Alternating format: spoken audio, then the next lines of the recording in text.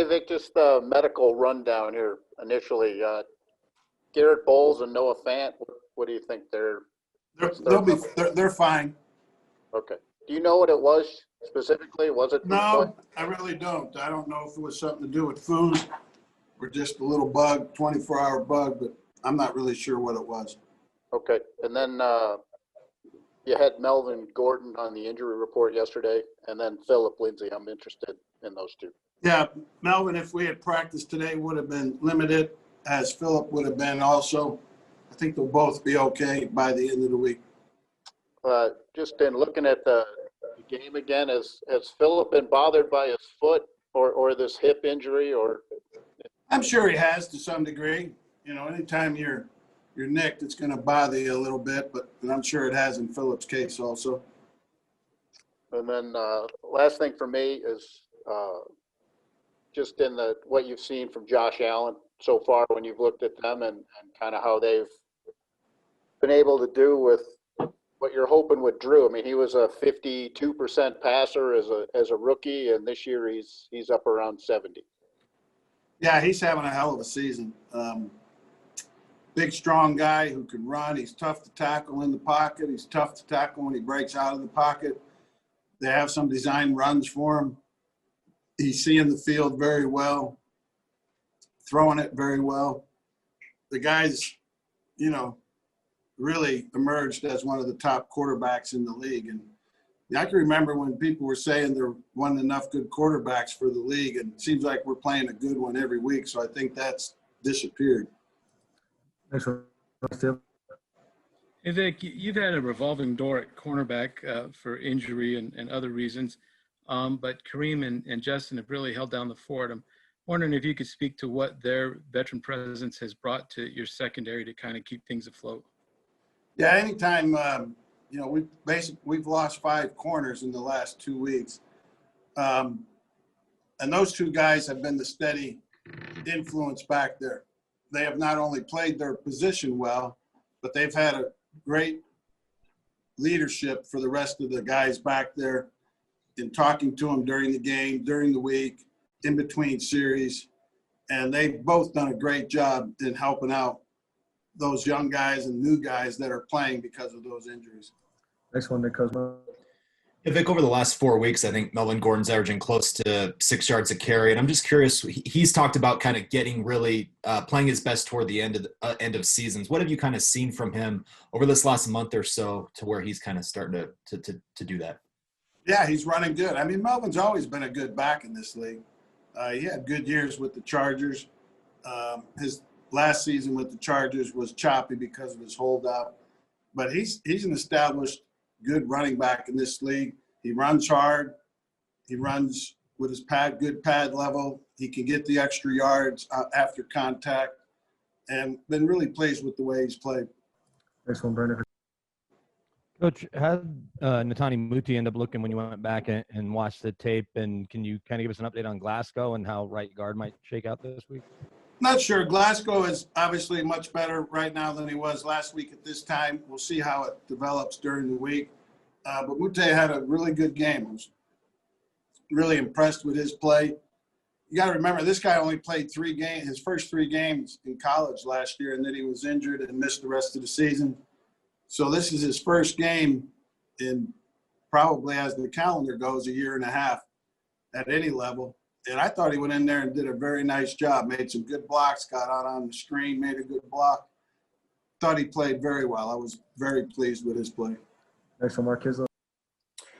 Bradley Chubb, we all know, came off a serious injury. Evaluate his season, what you've seen, and how much better he is now than maybe he was at, from day 1 or game 1. Yeah, it's definitely, I would say the first 2, 3, 4 games, he was playing good, but you could see it still wasn't all the way back. And then I think each and every week he's gotten better and better. And I think he's been playing very, very well up to this point. Last week, we had to go out there to get the stop at the end of the game to preserve the win. His pass rush was really good. He caused the first sack we got, applied good pressure on the other plays. And that's what your good players have to do. They got to rise and play great in crunch time, and he did that. And very pleased with the way he's played, and he's a good motivation for the guys that we have on the team right now that are going to be rehabbing from that same injury, that it can be done and can be done with really good results. Next one, Eric Talala. Yeah, Vic, the Buffalo defense, they don't give up a lot of big plays. They force a bunch of takeaways. What do you see that they do well back there that allows them to have success, and what challenges that for Drew this week? Yeah, they've got good corners, which helps right off the bat. They do play aggressive. They try and make negative plays. They're a hard-playing unit, which I think is a compliment to them. And they've benefited by their offense really coming around. They're playing with a lot of leads. They're playing with confidence that, if they give up something, their offense is going to get it right back. So anytime your whole team is playing well, it has an effect. If one phase is playing good, it has an effect on the other phase too. And these guys are really good on defense. They're obviously really good on offense, and they're playing well as a team together. Next, we'll go to Troy Rank before opening up to the entire. Thanks for the time, Coach. Part of when I've looked up Josh Allen's success, they attribute it to the consistency of the same coordinator, same system. I mean, how much can that benefit you guys with a young offense as you move forward? Because it looked like, Drew might have turned the corner, taking your advice and Coach Shermer's advice last week on check downs and resisting the temptation to go for the big strike all the time. Yeah, there's no doubt about it that continuity, especially as it relates to a quarterback, can have tremendous positive effect. And you see it all around the league with a lot of the successful quarterbacks, both young and older. I mean, Drew Brees has been with New Orleans for forever, it seems. Tom Brady's run at New England. Peyton's run at the Colts. This is Mahomes' fourth year with the Chiefs. You just see it time and time again where the continuity ends up paying off. And players develop better, particularly the quarterback. And hopefully we'll be able to get that done with Drew here. Next one, Vic Carucci with the Buffalo News. Hi, Vic. As you know, Josh Allen has, among all the things he's been doing well, red zone has been amazing. 57 career touchdowns, passing, rushing, and no interceptions in that area of the field. I know you've got to deal with him everywhere on the field, but in particular, what are the challenges when he gets down there, that offense gets down there in the red zone? Well, they do a good job schematically in the red zone. They take good advantage of his abilities to run. They'll run plays where he's actually running the ball. His scrambling has a big effect for their success in the red zone. And people, fear his running and scrambling and quarterback runs. And sometimes that causes teams to be in favorable coverages for the offense to be in when they do decide to throw it. So they cause you a lot of problems down in the red zone schematically. And big part of it is of Allen's ability to do everything that he does. Quick follow, your team is number one in red zone defense. And given all the mind-blowing injuries you've had on the defensive side, Coach, how have you managed to have that success, at least in that area defensively? Well, we've been pretty good there in the past, most years. We spend a lot of time on it. Probably practice it more than most teams. Our guys believe in what we do down there. They feel good when we get down there. They feel confident that we can have success in the red zone. And I just think it's all of that. And good players help you do that. Next one, Lindsay Theory from ESPN. Hi, Vic. Thanks for letting me jump in here. Just taking you back a few years, I'm wondering how Brandon Staley first came across your radar when he was at John Carroll. It was in Chicago. We had an opening for an outside linebacker coaching position. A couple guys on the staff there knew of him. I was looking for a younger coach to fill that position. That's the position that I've always coached a lot. So I wanted a young guy that I could groom and teach to handle that position for us in the first off season through all the OTAs and training camp. And then into about the first half of the season, I ran those meetings. He sat in there with me. and then I turned it over to him. And he's a very, very capable coach, obviously. You know, got a great, vast knowledge of the game, both currently and historical. He stays up on all the latest schematic things and developments in the NFL, both offensively and defensively. And I just think, you know, he's got a great football intelligence, and obviously it's helped him do a great job here with the Rams. Any moments with him over your 3 years with him that really stood out to you? No, just his overall football knowledge and feel for the game is what I think of most when I think of Brandon. Final two will go to Kyle Newman and Andrew.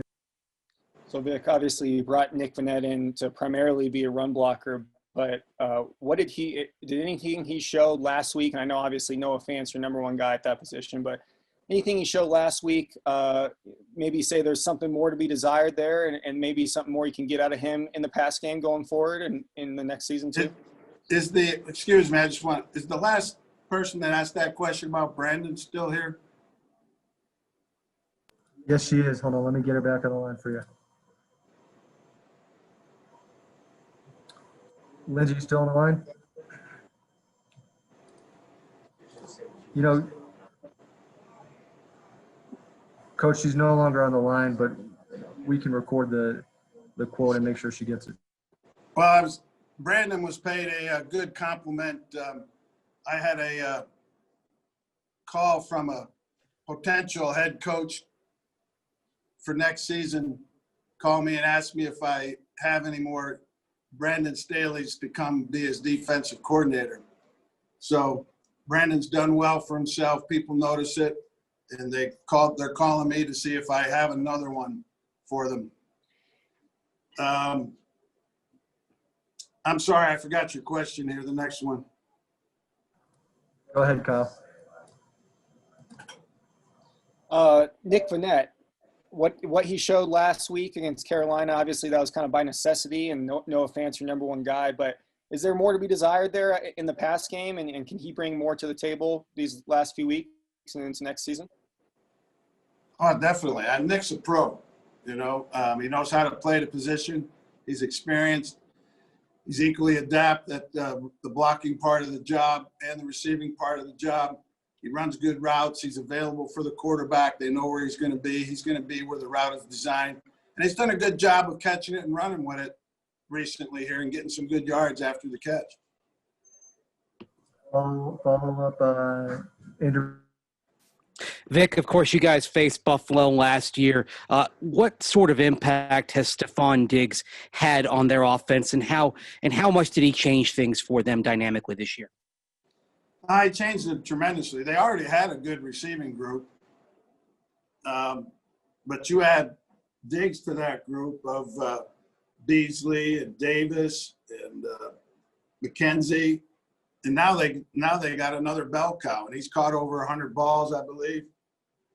Allen has developed a good rapport with him quickly this season. He's a big, strong receiver, got strong hands, real competitive, and he's a good runner after the catch.